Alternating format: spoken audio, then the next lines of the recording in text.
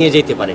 আমি মাত্র 2.5 মাসের ব্যবধানে আমার এলাকার যে জায়গায় নিয়ে আসছি, আমি চ্যালেঞ্জ করে বলতে পারি সারা বাংলাদেশকে, আপনি 1 বছর পরে দাওয়াত দিচ্ছি, আপনি আমার এলাকায় আসেন, আপনি আমার এলাকার প্রেমে পড়ে যাবেন।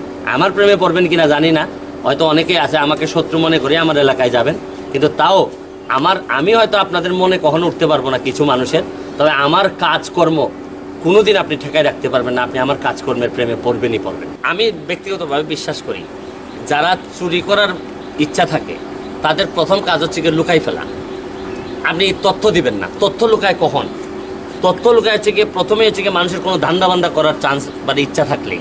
আমার কাছে মনে হয় যে আচ্ছা, যে টাকাটা বরাদ্দ পাই এটা কি আমার বাবার উত্তরাধিকার সূত্রে পাইছি নাকি না আমার জনগণের টাকা?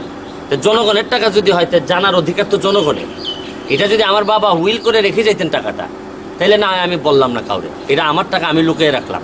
কিন্তু যেটা আপনার জন্য আসছে, তাহলে আমি আপনারে জানাবো না কেন? এখানের মধ্যে তো